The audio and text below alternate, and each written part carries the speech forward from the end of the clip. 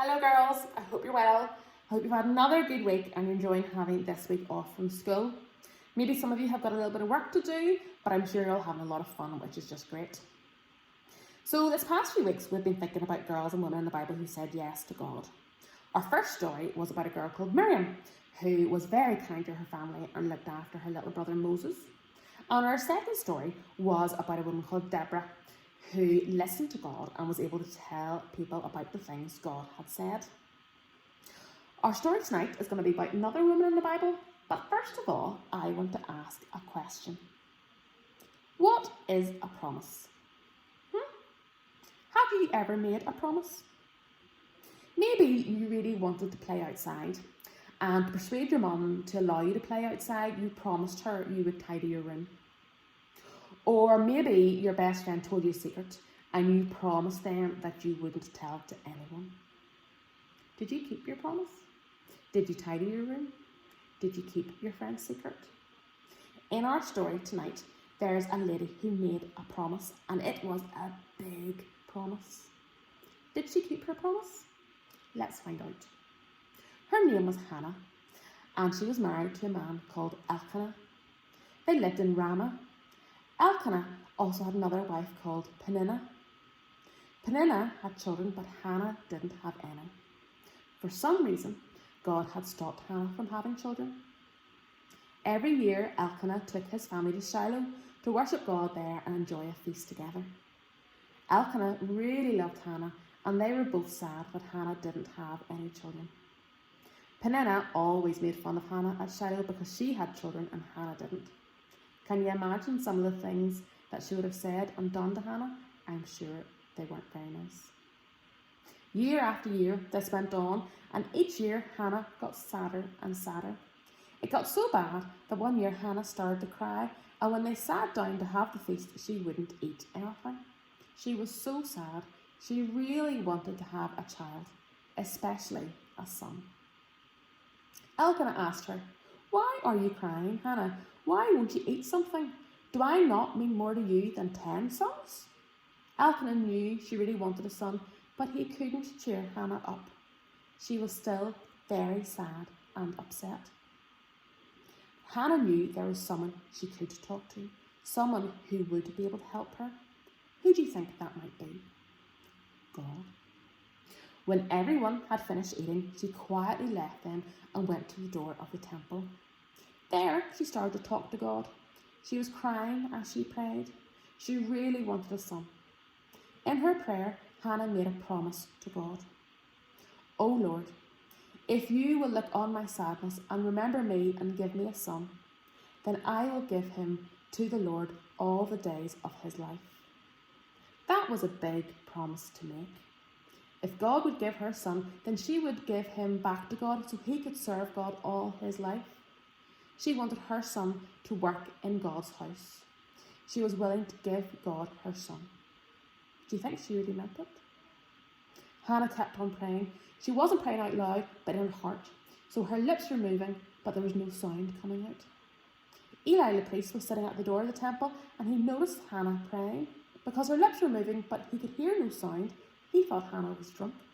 He was cross with her. "You're drunk. How long will you keep this up? Stop drinking," he said sternly. "Oh no, my lord," Hannah said to him. "I am very sad. I have not been drinking any wine or beer. I have been talking to the Lord.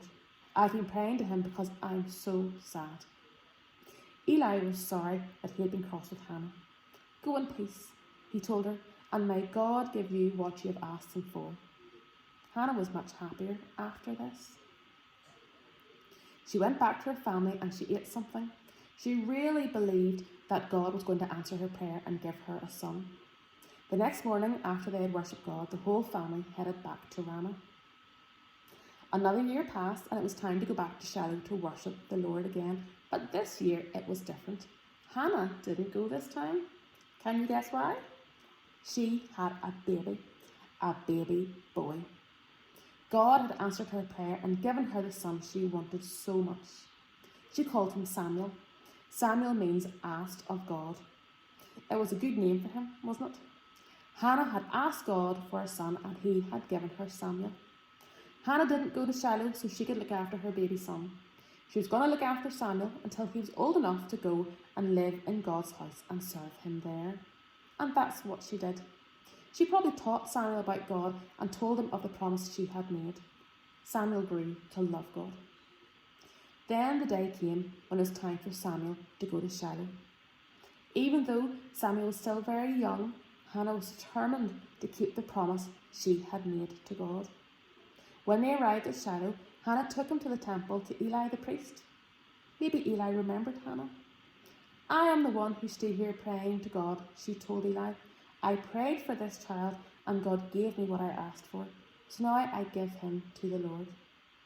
It must have been hard for Hannah to leave Samuel with Eli at Shiloh, but she was so full of praise to God that she prayed out loud before she left. She knew she had to keep her promise to him. God had been so good to her in giving her what she had asked for, and she loved him. She knew God would take care of Samuel. Do you think Samuel missed his mum? Well, once a year, Hannah was able to visit Samuel and take him a coat to wear. They both must have really looked forward to those visits. Over the years, Hannah had 3 more sons and 2 daughters. She had kept her promise to God and he had blessed her. Hannah kept her promise even though it meant she wouldn't see her son very often. How good are you at keeping your promises? Girls, it's very easy to say, oh, I promise to do this and I promise to do that, but it is really important to keep our promises. God always keeps his promises to us. He has promised to love us and to look after us, and he will. And if we make a promise, it is very, very important that we keep them, and we forgive those people who sometimes aren't able to keep promises that they have made to us. In GB, we have a motto, and it's a way of promising things that we are going to seek, serve, and follow Christ. And sometimes, not this year unfortunately, we always would have had an enrolment service every year in GB where we would have made promises that we will be good GB girls and we will learn about God. And that's another type of promise that we make in GB. And it's really important that we try and keep our promise. Okay, girls. So, next week, hopefully, we're going to get your bags left out to you with some crafts and bits and pieces for the next few weeks after half-term holidays. But it'll all be self-explanatory in the bags, so it'll be something for every week. We're off next week for half-term, but I hope you all have fun. And we'll finish with our prayer. Okay? So, you all should know it by now. We raise our hands up above our heads. Down past our eyes, we close our eyes. Past our mouths, we close our mouths. Past our chins, we bow our head, and we'll say our prayer together. Thank you for the stars so bright that twinkle through our games tonight. Lead us to be kind and good, just like little explorers should. Amen. Amen, girls. You have a good half-term break, and we'll see you soon. Take care. Bye.